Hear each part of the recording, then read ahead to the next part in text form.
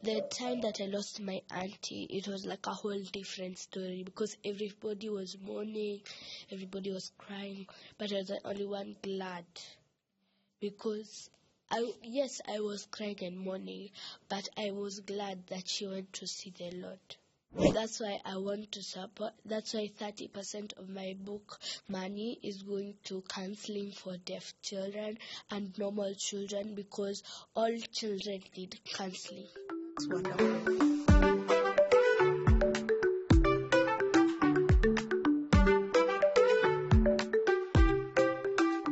Today we have an amazing guest, my most favorite guest so far.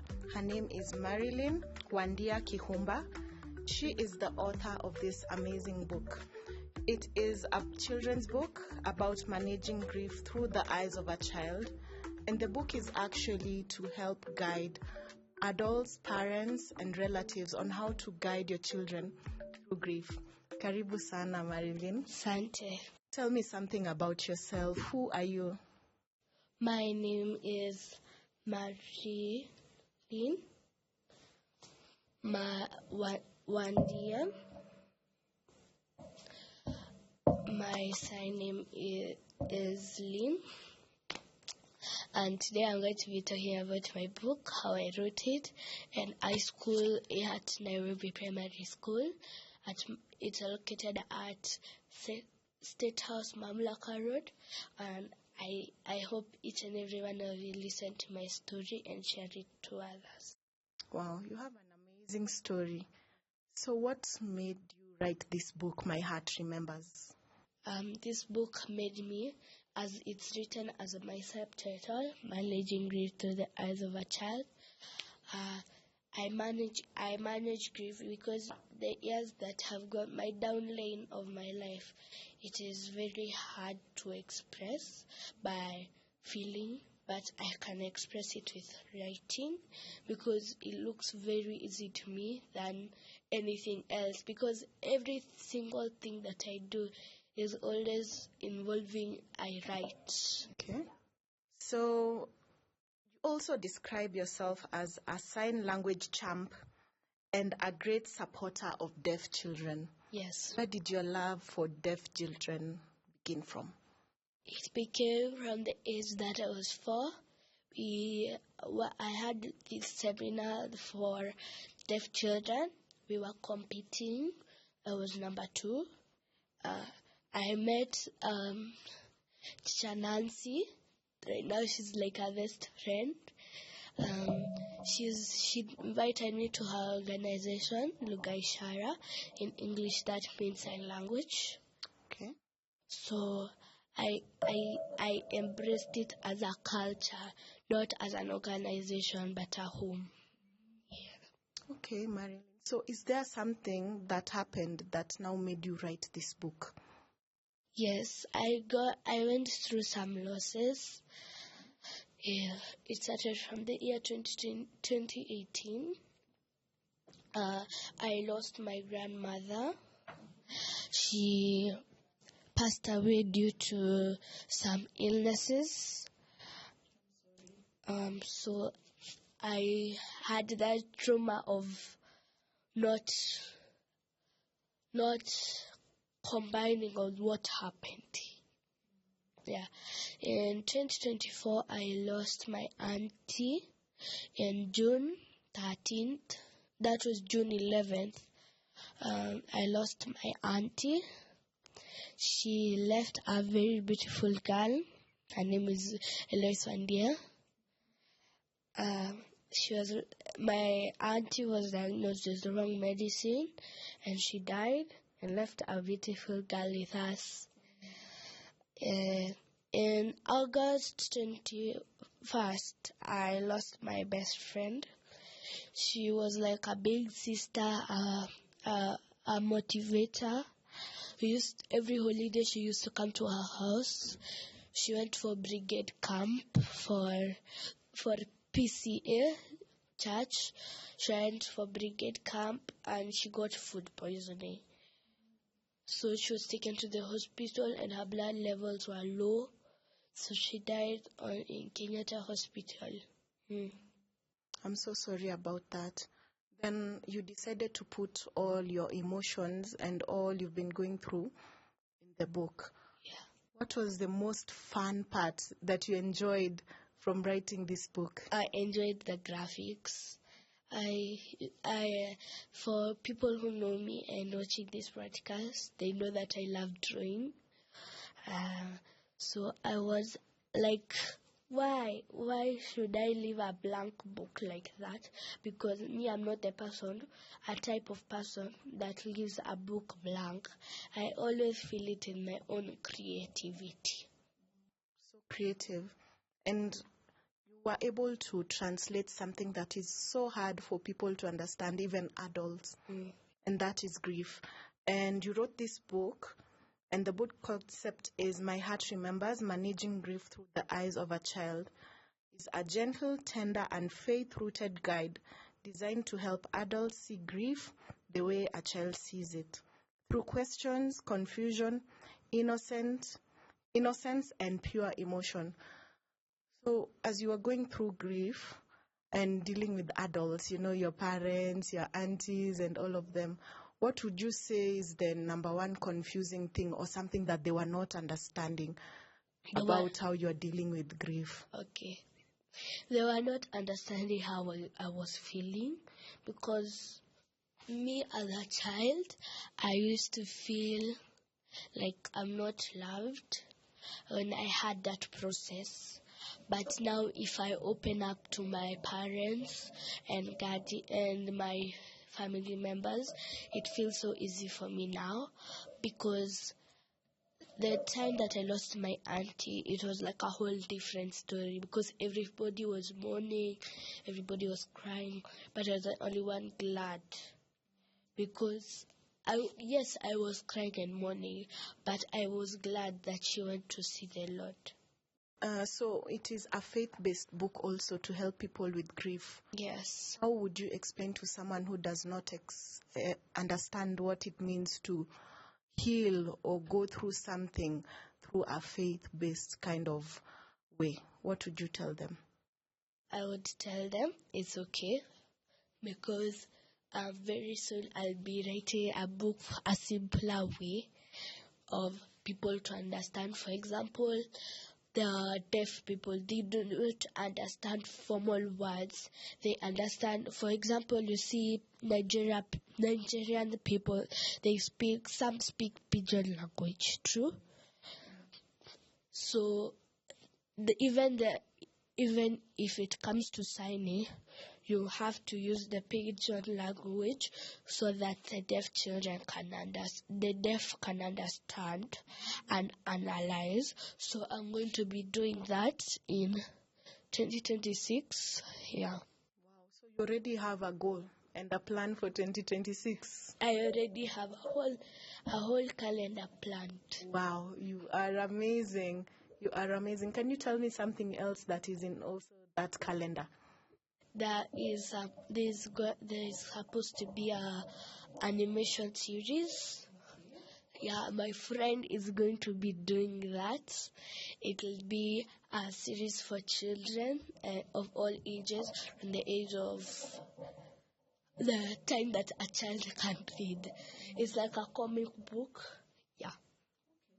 So coming back to the book, you wrote here that children grieve differently, but not less deeply.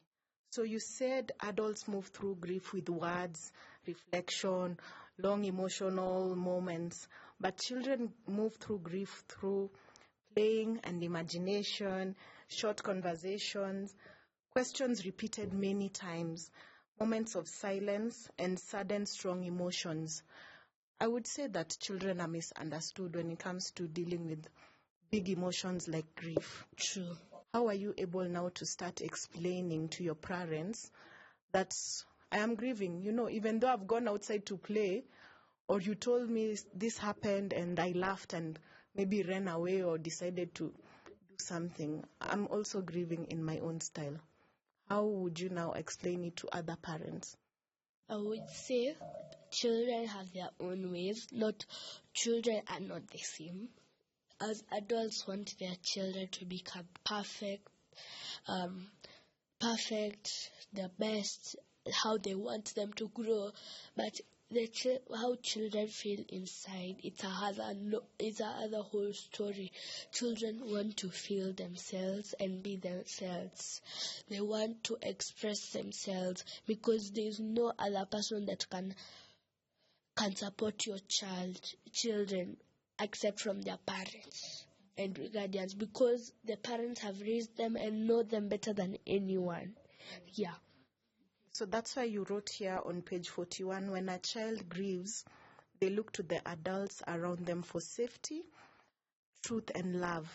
Because if the adult does not comfort the child feels unsafe and it may lead to depression. Yes. So as a child, how do you now start feeling depression, or even how do you know depression as a child? So children do not know the word depression. Children do not even have a clue of what depression is. But sometimes you can't find them having depression. Depression is like stress to them. But they can't explain their depression, but it is like a whole other character of making it look like it's okay, but if you see and read through their mind and soul, you can see there's nothing okay with you. You have to go through this and that so you can calm down. Yeah, because for some children, they can be calmed down with milk. Not like the milk for the mother, but the milk just for drinking for the cow. Sometimes it really helps to calm you. And the depression, it's called in children language, it's called stress, something like stress, because it's like stress, because depression is like stress, but at the whole level. Children, their depression is a hard one. Like adults, their depression, it can just stay a bit, then they go away because they know how to manage. Children, their depression stays and stays and stays until the day that it's explained to the child and comforted by them. For example, the mother. So sometimes your mother or your father or your relatives may not be the best in understanding how to help a child, heal from depression or such things.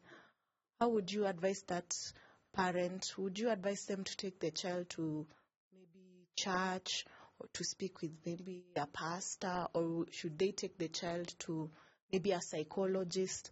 What should such a parent do when they've noticed that their child now is too sad and too stressed? Yes, first reason they should be taken to church, because she or he can find new friends and new good teachers to help him or her. Second, a child cannot be taken to a psychologist. It's not appropriate, but it's not appropriate for a child, for them in their mind. What is happening? I don't know. They should not be taken to anywhere. They have a parent, true? They have a parent there. A parent should understand their child, because, for example, mothers, they know their children from birth, and fathers know their children from birth. They should understand their child. No, first, those parents, they should look at your child's behaviors first after grieving. Look at your child's behaviors. If it's happiness like that, just know something is wrong. Really? Yeah, when they are playing, not as in like when they're inside the house, but when they are sad and happy at mixed, there's something wrong. But if it's full happiness that you can even see from the eyes, the first happiness is faking, the second one is mixing, the third one is full happiness, and the second one is full sadness, and the fifth one is full sadness. So first, if you see a child not faking to be happy, and then when he or she reaches a house, locks the room and starts crying. Yeah. Sometimes it really helps to knock and talk to your child, because it is your child, not anyone's child but yours. You're not giving anyone the child to take care of. Yeah. That's why I want to support. That's why 30% of my book money is going to counseling for deaf children and normal children, because all children need counseling. Yeah. That's wonderful. So I just wanted to ask something to be clear. You have said taking a child to a psychologist is scary for that child. Yeah. So it's better for a parent to just see how to speak to the child first. No, but a parent should first make the child feel warmth. Sit down, relax, enjoy. Relax, enjoy, talk good things. Then you go straight to the subject after that. Because that time the child will feel safe to tell you everything that is in the heart. If you go to a psychologist, sometimes you can find psychologists who are also mean. They can harass the child when you're not there, because children are very mishandled. But if you have a good parent, just know God has blessed you. All right. In the book, you said when faith becomes part of the conversation, children might ask things like, why didn't God heal them? Does God love us less now? Or why didn't my prayer work? Children ask very hard questions. So how should a parent deal with such questions? Parent first should explain what loss means. But in a simplified way, like you just tell them. Now you sit down with them and understand. If you know your child, you understand how they talk, they do what they do, all that, how they dress, all that. So you sit down, you talk the child to child, act like the child that you were when you were small, and talk to them and make them understand what they mean, because that helps really much to children, because that's how it makes children be aware of grieving. Grieving is real to all children. Yeah. That's amazing work that you're doing with your book. I will encourage you. Go ahead, do the animations, do the other form of languages like sign language. And also I wanted to ask you, for children, do you feel it's necessary to do, like, for example, translate this book to like even Kikuyu or Luo? Is it important?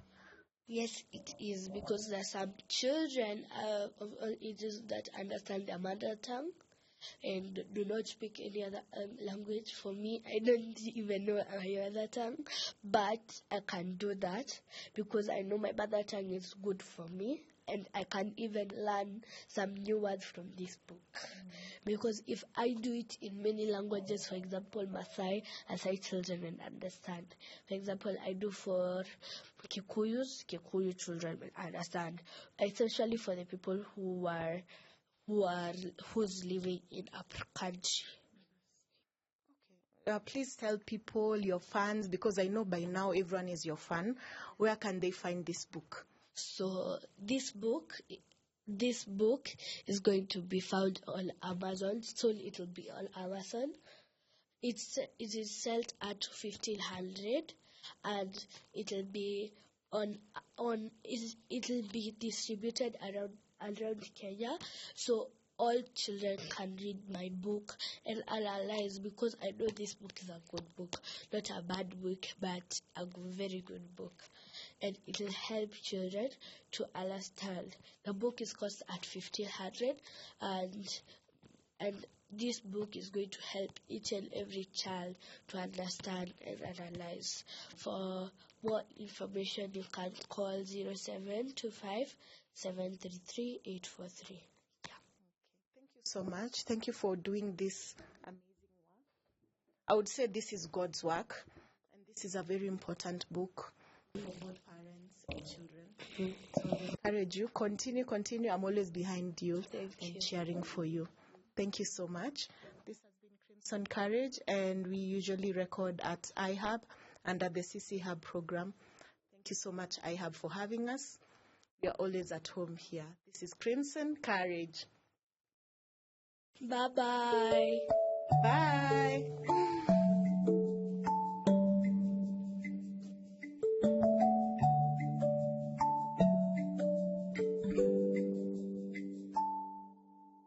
Sometimes I feel a little sad.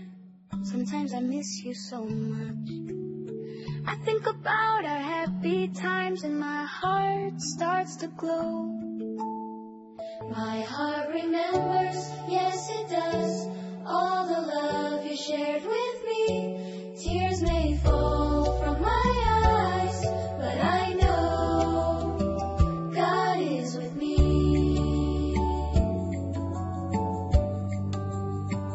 God is with me.